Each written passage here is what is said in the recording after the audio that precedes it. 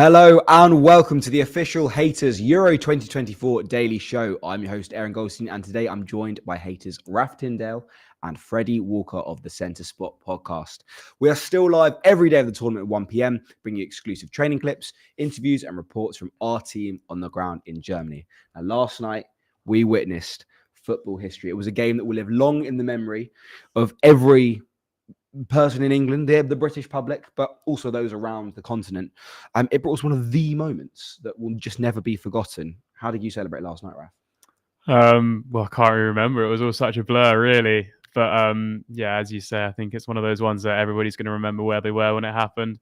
Yeah, just amazing scenes, really. Yeah, I mean, you, Freddie, you were enjoying the game. Yeah. How did you celebrate that goal? You almost collapsed. Yeah, almost. I think with Saka's one, I did hit the deck at one point. It was a pretty insane night, but great fun. Jerry Cox was out in Dortmund for one of the games that we all wish we could have been at. From Dortmund, I don't know if you can hear me because there's so much noise going on behind me. England fans singing, "Don't take me home. I just don't want to go to work." And they're not going home. They're going to Berlin. What an amazing game. England, last-minute winner. Ollie Watkins on as a sub just 10 minutes earlier. Put it in the net, 2-1. England beat Holland. The Dutch had gone ahead, and it was a brilliant goal by Xavi Simons. But Harry Kane equalised from the penalty spot after being fouled. And then that big call with 10 minutes to go. Phil Foden had been brilliant. Harry Kane had scored the goal, and you'd always fancy to get another. But Gareth Southgate was bold. He took them both off, sent on Cole Palmer and Ollie Watkins. The two combined with about a minute of normal time left. Watkins fired it into the corner, and England are off to the final. I don't get jealous often, but I am jealous of everybody that was there last night. I will say, though, I do think there's something special about being in England when England are playing. I mean, just the country goes mental. And is there anything better than a last-minute winner, Freddie? No, I don't think so, especially in that kind of the way that it happened. And it's just a ridiculous goal from Watkins. But maybe you could say that a penalty shootout win potentially beats it. I do love a penalty shootout victory. But it's just the nerves that come before it. I mean, a last-minute winner just comes unexpectedly. Yeah. I mean, when Palmer gets the ball, we've got no real right to score. It's a tough angle. It's one of my favourite goals. Anything beat a last-minute winner? I don't think so. I mean, I think we've had a bit of a taste of everything, haven't we? We've obviously had that last-minute equaliser from Bellingham, penalty shootout win, and then obviously a last-minute winner. So I think Southgate's giving us what we want, even if it's a bit bad for all our heart rates. Oliver George Arthur Watkins. He's now an England legend, so that's guaranteed for, well, the rest of his life. Do you think the rest of the football world will take notice a little bit of some of these England players now that maybe they didn't know? Watkins in particular, he's not one of the big names. Do you think the rest of the world will suddenly be like, oh, who's this guy? Yeah, 100%. I think a lot of players have kind of got themselves written into English folklore throughout this tournament and been given global recognition on in this tournament. So yeah, it's been an amazing one for a lot of players. Yeah, absolutely. I mean, I think a lot of us in England obviously were very familiar with Ollie Watkins, but you know, he's I mean, we're going to touch on his stats later, but yeah, he's absolutely written himself into English folklore. I think up there with all of sort of the best moments of recent memory. Well, of England memory, full stop. Really, it's just let's hope we can go one step further than last time. Another player that might have kind of been recognised on the global stage now is someone like Mark Guehi as well, who people may not have known about, as you mentioned, around the world, and now they know who he is. He's performing incredibly. Have you guys noticed that little bit of a Brentford theme here? So we had, obviously, Mark Guehi got suspended for the Switzerland game. Ezri Konsa came in, took his place. He is formerly of Brentford. Ivan Toney, obviously at Brentford right now, and Ollie Watkins, formerly of Brentford. They know what they're doing. They are the masters behind the England national team. And Brentford it's also to thank. Obviously, we've got to thank Brentford and we've got to thank Gareth Southgate for not picking any Tottenham players. It really is. It's really showing. We've got good mentality, got all the way to the final, and we're going to win it. Look, as Jerry touched on in his post-match review, it was very ballsy to take off Harry Kane. He's the England captain. He's the England record goal scorer. It paid off, though. Are you surprised to see Kane now go off 2 games in a row before the end? Yeah, it is pretty insane to see Harry Kane get subbed in the Switzerland game where he gets taken off before penalties. You're like, what is happening? And then even yesterday, that's such a ballsy decision from Southgate to take him off with 10 minutes to go. Obviously, it was looking like there was going to be extra time and potentially penalties. So yeah, credit to Southgate for making a very, very tough decision. I mean, yeah, for me, I think, yeah, as you say, it paid off. And I think, those subs, when obviously Palmer and Watkins both came on, it sort of said to me that he's actually going for it. He's going to win it in normal time. And obviously that's what transpired. I know we'll talk more about the goal in a bit, but I mean, Watkins obviously offers something very different to Kane. I think Kane and Tony are more similar than, for example, Kane and Watkins. And obviously he offers that sort of running in behind the back line, and that's sort of where the goal came from. So I think all his substitutions have actually paid off. Obviously, bringing on Tony in the Slovakia game obviously ended up playing a part in the eventual winner from Kane, and then obviously bringing on the penalty takers in the game against Switzerland. So, I think he gets a lot of criticism, but I think he knows what he's doing. British bias or not, England is factually the home of football. We've got the home of football in Wembley Stadium. We are the creators of football. And since football was invented, we've had some fantastic moments. Obviously, none of us were alive for 1966.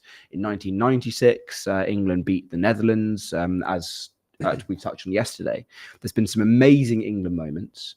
Our lifetime is really this century. So in this century, is that Watkins goal your favourite England memory, or what does it compete with? Obviously, the ones that come to mind: Trippier, Luke Shaw, England beating Germany at the last Euros. Where's it ranked for you, Freddie?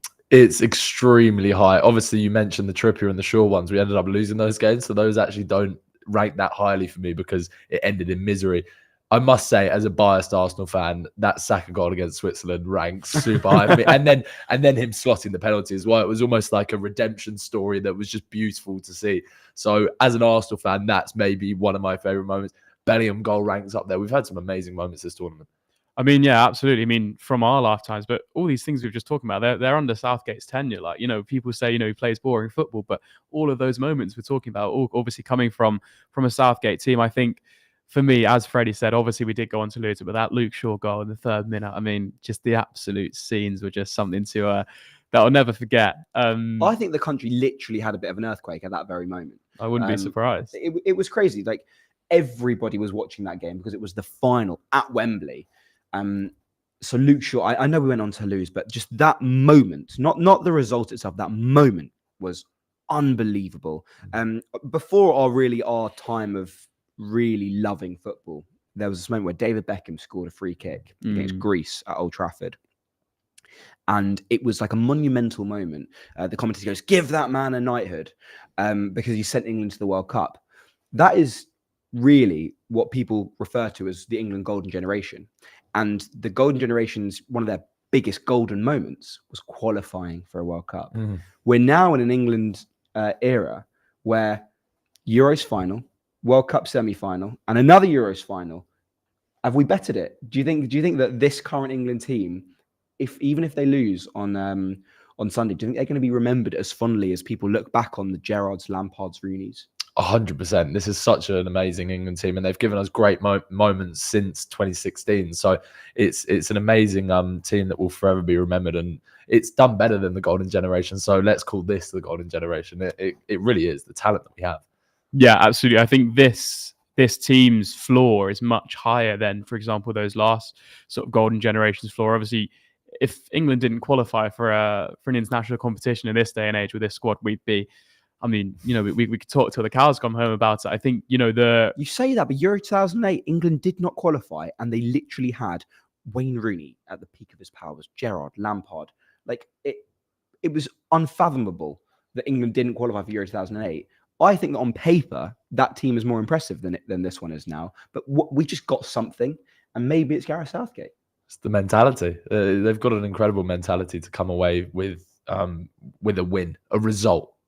Yeah, I think all of them talk about this togetherness that Southgate brings. And obviously that all comes from the front. That doesn't happen overnight. As we've seen, a lot of these players have spent a lot of international sort of camps together, and they've obviously got to know how to play with each other. But, he's been brave with the selections tournament. Quite a few new players have come into the camp, and he's not stuck with his favourites, which is what people were screaming out for. And it seems to be paying off. Obviously, it's been a little bit touch and go on the road to the final, but tournament wins are defined by these big moments and by these sort of grinding out results. As we've seen with, obviously Portugal when they won the Euros in 2016, they didn't they weren't necessarily the best team all the time, and they sort of scraped quite a few of those results. But I think if we obviously end up winning this tournament, obviously Spain have been extremely impressive, but it's not really our fault that we were on the easier side of the draw. Like, of course it's lucky, but we still got the results and we've got it done. Yeah. And also we're on the easier side of the draw, not by our, as you say, not from our own flaws. We topped the group. It wasn't like we got lucky. It's just everyone else didn't perform. We've done the job. That's the thing. We did what we had to do. Let's run through the game very quickly. Xavi Simons scored a screamer very early on. Do you think Pickford can do better? I personally think he couldn't. It's a great strike. Yeah, I think it's a great strike. And obviously, he probably wasn't quite expecting either. Sort of got, top left. There's not much stopping that. So I think, people are quite quick to criticize. But, when you're in goal yourself, you think absolutely not. I think the slow-mo makes it look easier and more savable than it actually is. He kind of gets fingertips to it, but the pace that was going at in real life was insane. So no, he can't do better. England's reaction to going behind was immense. But I've got a question because, you think back to those games that I just mentioned to you, those Trippier goals and the Luke Shaw goals. Is there such a thing as scoring too early? Yeah, history would say so. England have actually won 5 of their last 6 games when behind at the Euros. So obviously, in a way, I wouldn't mind seeing us go behind on Sunday. I think it sort of ignites a fire. And, oftentimes we see teams going for it in the last sort of 10 minutes because they're not up against the wall. But when you're up against the wall in knockout football, obviously you never know what could happen. And I think we just seem to have a little bit more about us and a little bit more urgency when we do have, when we're behind. So I think there definitely is this thing of scoring too early because I don't know about you guys, but it's, 2018 World Cup and obviously the last Euros, I never felt like we were going to hold on to that 1-goal lead. And obviously we didn't. Yeah, I agree with you there. Yeah, I'd echo what Raf said there. To be honest, it's very, very scary when England go 1-0 up because they then tend to sit back. Even in the group stages, we saw that. When England went a goal up, you'd think, okay, we're playing well. Let's go get that second. And they'd sit back and kind of invite pressure. So whilst I would prefer not to go 1-0 down to Spain, it may not be the end of the world if that does end up happening. So the thing is, for me, I don't think you can score too early because at the end of the day, it's all about how many goals you score. So for me, it's all about mentality. If you score early, you've got to have the mentality to think, cool, we've got one, let's build on that and not be nervous and sit back. So I don't think there's a time you can score too early, personally. That said, proof's in the pudding. I just, if England are to score, to go ahead on Sunday, I hope it's in the 93rd minute with no time for any equaliser.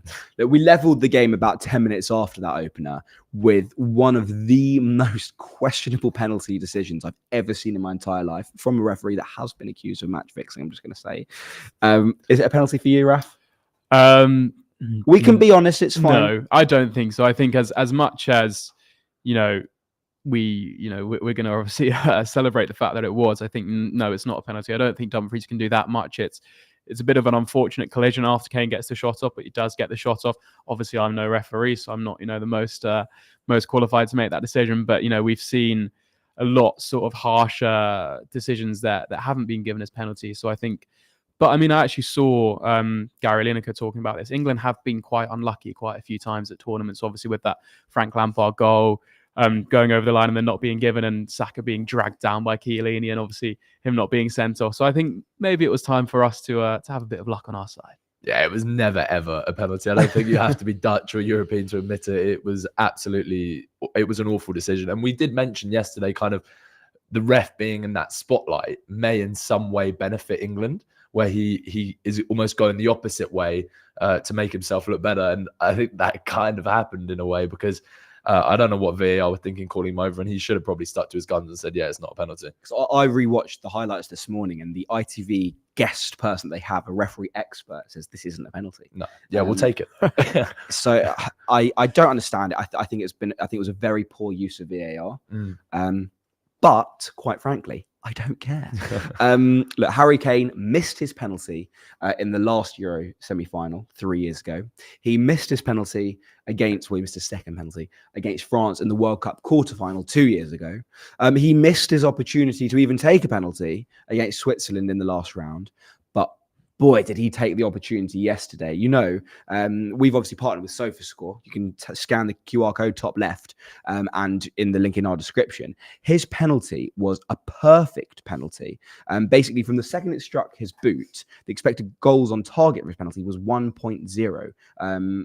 Obviously, the average penalty is 0.79, meaning that 79% of them will hit the back of the net. His was 1, meaning that no goalkeeper saving that if they stand in the middle ready for it. He played 81 minutes yesterday, got his goal, 2 shots, 2 on target. He won the penalty as well as scoring it, got himself a key pass and a SofaScore rating of 7.6. Freddie, you know what I like. I like players in the green, the haters green, the SofaScore green. It's all very good.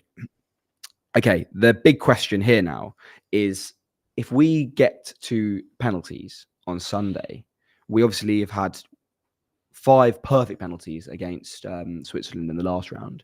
We've now got Harry Kane back on goal-scoring penalty form. Who are your 5 takers?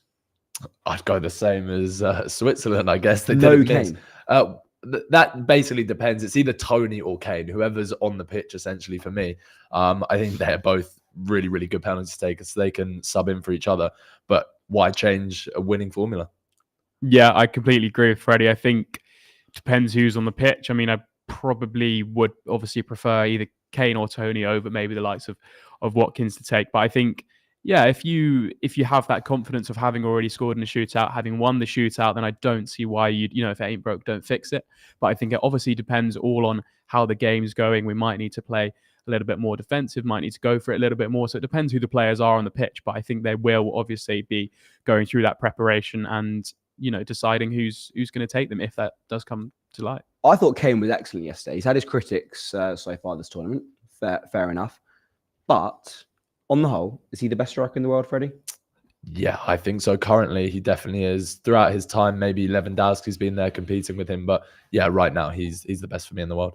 Yeah, completely agree. I mean, obviously won the European Golden Boot this past season, scored 30 goals the previous season in that very disjointed Spurs team, as much as I hate to admit it. But yeah, I mean, he's obviously not really hit the ground running this tournament, but he's done his job. He's still chipped in with goals, and he's been very gracious when being taken off, and he's doing what's best for the team. I understand, his game is very focused on sort of dropping deep, but I think for this English system, we maybe need him to stay a little bit higher up. So maybe he can do that on Sunday. Or if he starts. Yeah, I mean, of course he's going to start, but yeah, I think he's unreal. Bar that amazing Benzema season, for me, Harry Kane's been the best striker in the world for years. Maybe for the last, not 10, but for the last 6-7 years, Harry Kane has been the best in the world. I really enjoyed watching him yesterday. I enjoyed watching England yesterday. Mark Guehi enjoyed playing. That's what you play football for, these amazing games, these tough teams, opponents. So yeah, it's amazing. And you've got one huge game left in this tournament now. You have to turn your attentions pretty quickly to Spain, and you saw Yamal and his wonder goal last night. How dangerous is he? We respect the whole team. The whole team's dangerous. He's a fantastic player.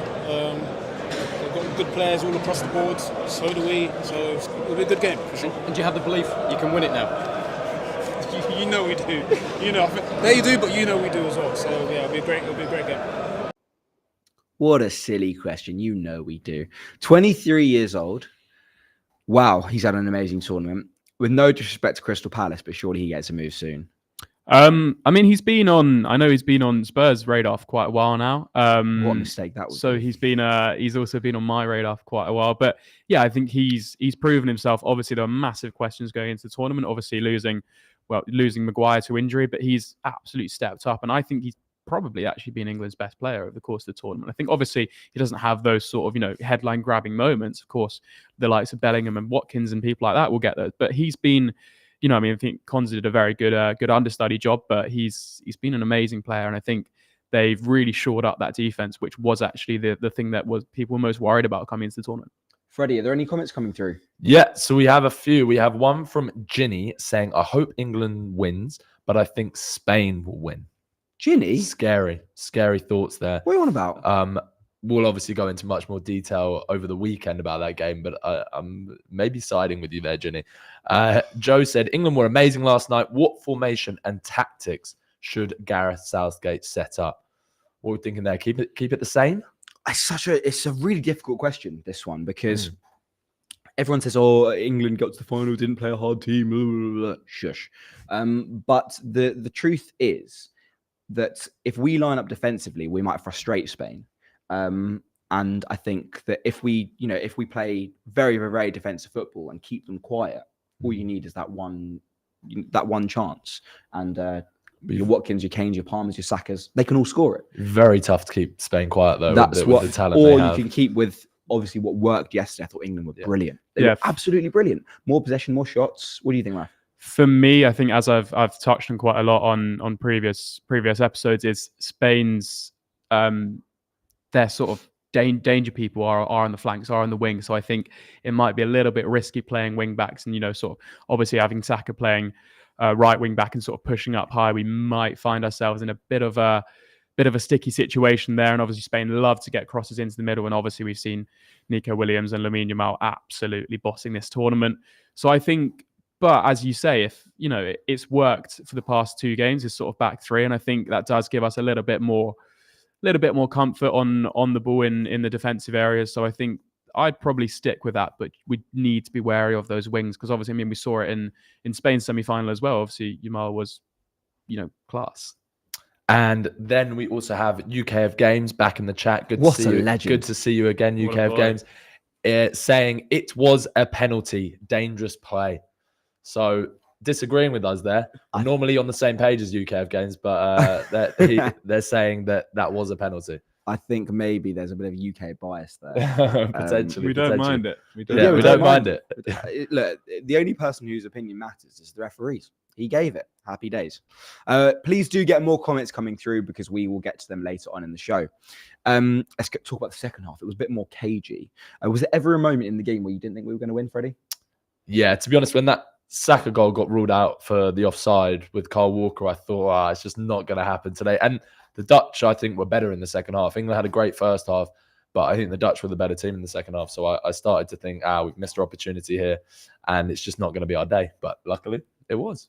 I think for me, I was always quite confident, actually. I think, obviously, bringing off Depay to injury, losing him to injury, and then Donyell Malen coming off at half-time as well, they lost a lot of pace up front. And obviously bringing on Wout Weghorst obviously offers something very different. And, we know he's a big game player, so that was a little bit scary. But I think, actually, we seemed quite... There were obviously a few little sort of touch-and-go moments. I think that ball, that free kick into the area, and I think Van Dijk got a touch, and a good save from Pickford. I think that was obviously quite a big moment. I think went a little bit under the radar, but we looked very confident. And I was, I think, definitely going to be much more confident against the Netherlands than we are going to be against Spain on Sunday. Sure. A lot of people have criticised Gareth Southgate for making his substitutions too late across the tournament. It's a fair criticism. What do you think about his in-game management yesterday? How can you criticize it? The subs come on and combine for the goal, as Jerry mentioned in his clip. So how can I criticize a man that put the players on that won us the game?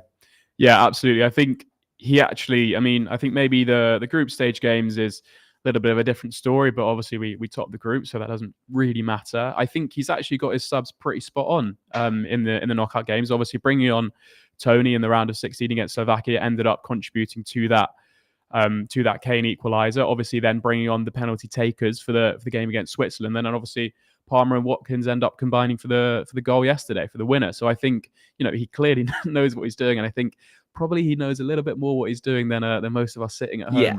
No, it was brave to take off Kane and Foden, but boy did it work. Watkins and Palmer, 2 people that had indescribably impressive seasons at club level, combined for one of the all-time great England goals. Everybody's been talking about Cole Palmer, but people somewhat forget how good Ollie Watkins' season was with Aston Villa. We've got his stats with SofaScore. If you want to check out the stats of any player from any team, from any league, go check out SofaScore. You can download the app by scanning the QR code in the top left or the link in our description. Last season for Aston Villa, look at his heat map. He doesn't really drop back like other strikers as much. Harry Kane's heat map is probably as red in his own penalty box as it is in the opposition. 53 matches, averaging 81 minutes per game, scoring 27 goals and registering 13 assists in an Aston Villa side that qualified for the Champions League for the first time. 2.5 shots per game. Conversion, 38.5%. That's pretty good considering, I mean, some players we've seen, I can't remember who it was, if it was Morata, maybe. His big chance conversion was about 12%. Scoring frequency, a goal every 160 minutes, and a SofaScore rating of 7.27 over the course of 53 matches. To have a rating over a 7 is unbelievable. The problem with Watkins, obviously, is that we've got so much talent in the England squad. Does that goal warrant more minutes, or it's hard? Yeah, it's at the right time. Obviously, he's had a ridiculous season. To have 40 goal involvements is just outrageous. And what a player he is. He's a good finisher. He's pacey. He can head the ball. He's got everything. And I was discussing it with someone yesterday that if he wasn't already a £100 million player, that goal has made him a £100 million player. And it's going to be very tough to get him away from Aston Villa. But boy, I wouldn't mind seeing him at Arsenal.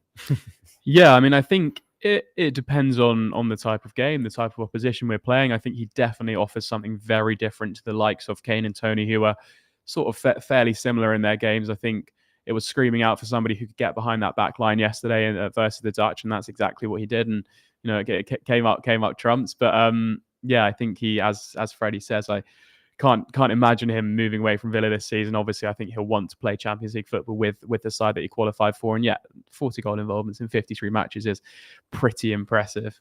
We heard from the man who was due a knighthood. The emotions that come through your body, but this is just a different feeling. It was slow motion when I was running over to the boys and celebrating, and it was... I didn't want to get off the pitch at the end because I just wanted to soak it all in, because it doesn't happen often, obviously. The goal was, that's my bread and butter, running in behind and causing the defence trouble. I said to Cole that we were both going to go on the pitch and he was going to set me up at half time, and it happened. I manifested it, and as soon as he turned, I knew to make the move, and you don't get that opportunity very often, so I had to be greedy. I had to take it, and I've just seen it go into the bottom corner. I don't think I've hit a ball that sweet before, obviously in such a special moment as well. Okay, here's the thing. I think Watkins was fantastic when he came on. Getting man of the match, though, he played 9 minutes. But I suppose if you're the match winner, you deserve the award. I wonder if Watkins knew when he scored that goal, when the ball hit the back of the net, what the scenes were like across Britain. Let's take a look at Box Park Croydon.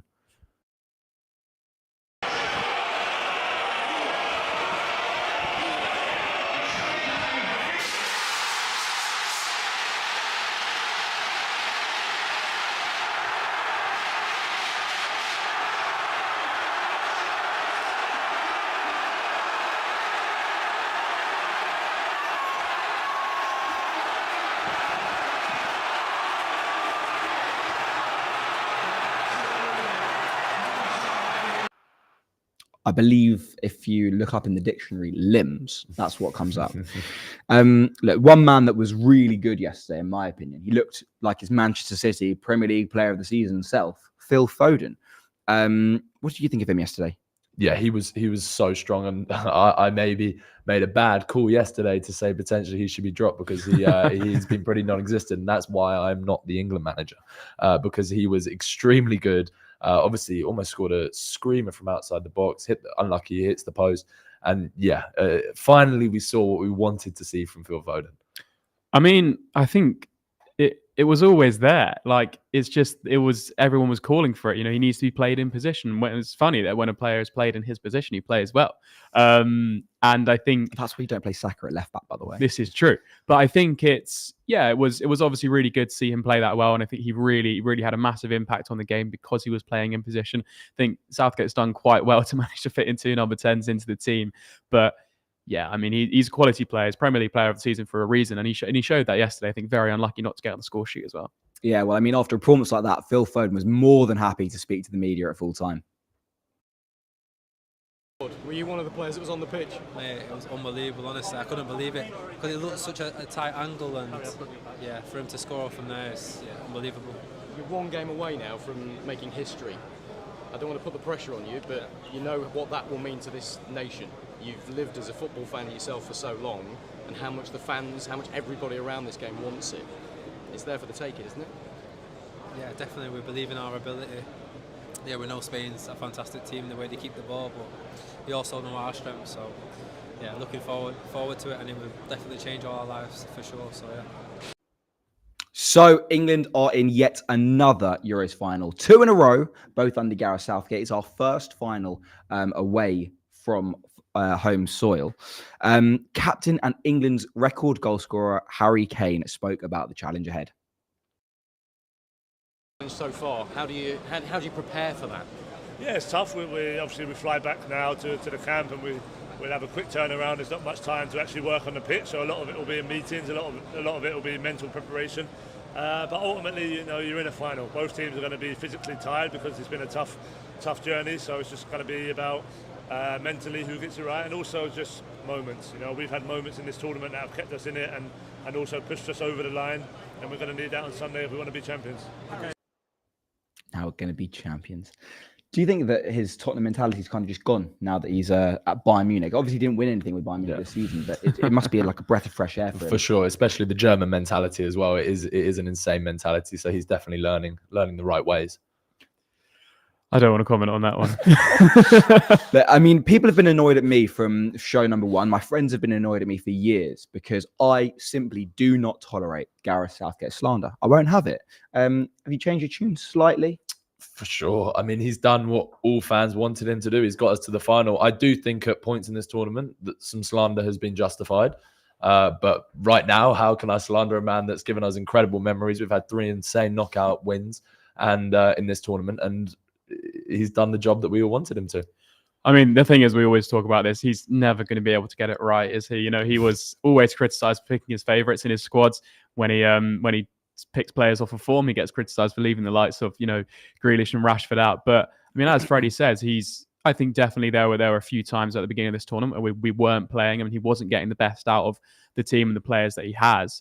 But I mean, he's adjusted, which obviously is something that he's not very used to doing. Mm-hmm. He's adjusted within games and he's made the right calls. So I think I've always been quite a big Gareth Southgate advocate. I think he's often quite unfairly scrutinised, but he's proving everyone wrong. And if he can go that one step further, I think he's one of the England great managers anyway, considering what he's done. Yeah.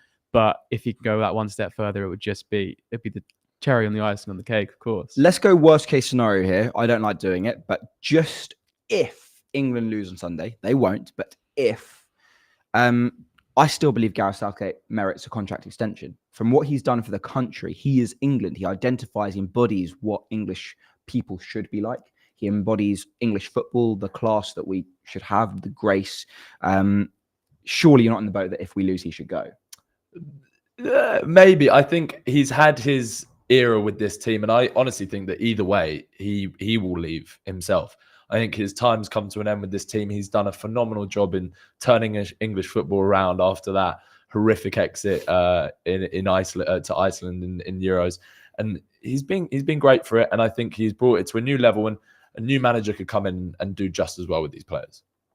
Yeah, I think he definitely warrants a contract extension, but I agree with Freddie. I don't think he's necessarily gonna take them up on that. I think he's transformed English football. We obviously had that golden generation back in the sort of 2000s, and then obviously got to a bit of a stale standpoint, I suppose, around the sort of 2016 time. And he's reignited, the country's love for the game because he's given us memories to love and to cherish. And, even though there have been times where obviously, we've just come up slightly short, obviously, in Russia, obviously with the Euros in 2020, 2021. And then obviously Qatar was a bit of an unfortunate one. But yeah, I mean, I think he's an incredible manager. I think he gets a lot of scrutiny, and I think he will go, but I don't think that will be on England's side. I think that will be on his own merit.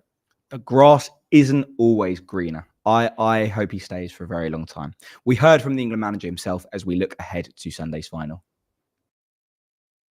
Did the job when I took it on was to try and bring success to England as a nation and to try and improve English football, and to be able to take the team to a first final overseas. I'm immensely proud of that. But now, of course, we've come here to win. We play the team who've been the best team in the tournament, and we have a day less to prepare, so it's a huge task. But we're still here and we're fighting.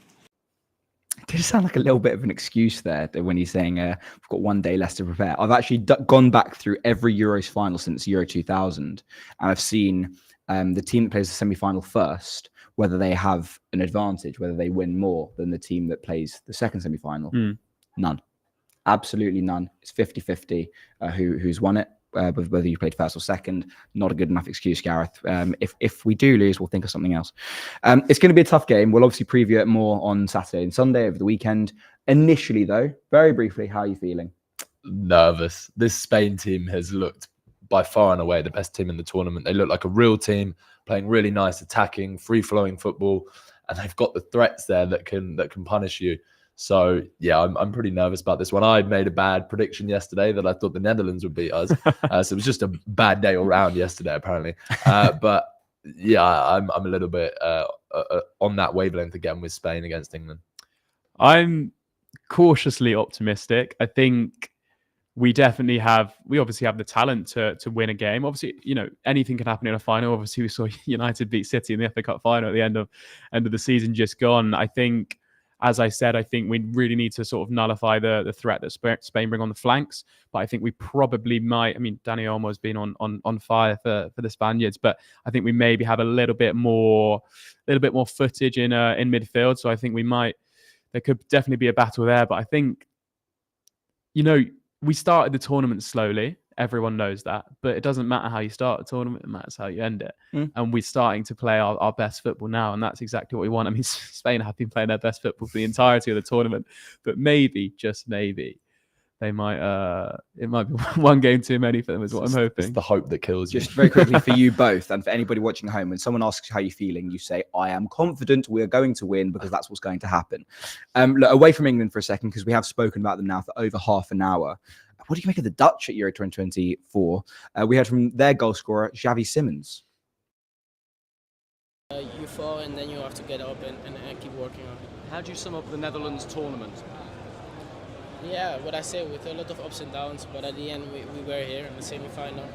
And one thing for sure that I can say is with all the players that we have for the future, the next generation, plus the guys that have a little bit of experience, we're gonna achieve a lot of things, and that's for sure. Can I ask you finally about England? They go through to a final against Spain. Who do you see as favourites? I don't know. In the final, everything can happen. In a final, anything can happen. Just remember that.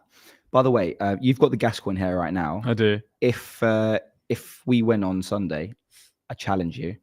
Get the Xavi Simons haircut next. I think it might take me a while. Do you think the Dutch underperformed last night or over the tournament? They had a weird tournament. They did have a strange tournament. The loss to Austria kind of came out of nowhere. I think they were unlucky to not beat the French with that offside goal. But I think they had a great tournament. They were a great team. They entertained us. They scored a lot of goals. They were defensively pretty good, except for that Austria game. And they got to the semi-finals and they lost somewhat unfortunately to England, with Watkins just scoring a great goal. I think they had a good tournament. Yeah, I think so. I think they're probably quite weirdly happy they came third in their group. So obviously put them on the easier side of the bracket, as a lot of people are saying. And they got the job done. And obviously, as Freddie said, just they're quite unlucky in a way to concede a 90th minute win it to England. But they lost to a very good team. They made it to the final four, and I think that's probably slightly better than I think a lot of people were sort of pipping them. Obviously, if they're on the other side of the bracket, who knows? But they weren't, so we can't really speculate on that. So yeah, I think definitely some standout players to them as well. I thought Gakpo had a very good tournament. I think Xavi Simons also as well. I think Frankie de Jong was a big miss for them. I think could maybe have been a little bit of a different story if he'd been playing, but I think they've done themselves proud, and they've got quite a few young players coming through. So I think they've got a bright future out of them. Virgil van Dijk seemed very deflated at full time. We heard from him as well. Against England with fantastic players all over the pitch, they can make the difference. I think we did well. Obviously, after our goal, they got a bit of a upper hand, especially with the penalty incident, and it could have gone both ways. But I felt like the second half was gonna go our way. But listen, I can stand there and say all these things. We lost the game. We're out of the tournament, and that's the disappointment. We've been live for 39 minutes. I've been holding it in for so long, but I don't think I can do it any longer.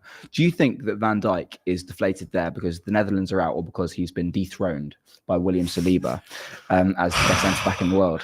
I think he still holds that crown currently. I think William Saliba needs to win some stuff to overtake Virgil van Dijk, and he didn't have a great performance, Saliba, in the game against Spain. But Van Dijk may be somewhat past his prime, but he is still elite.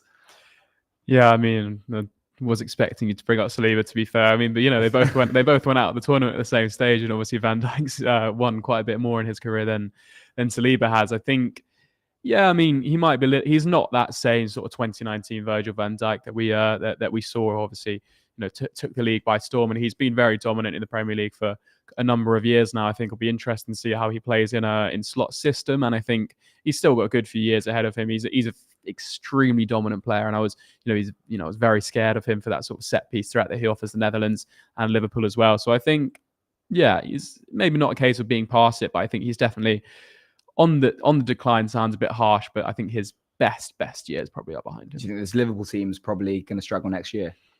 I think they'll be strong again. I think they'll get Champions League, but yeah, they won't be competing for the title, I don't think.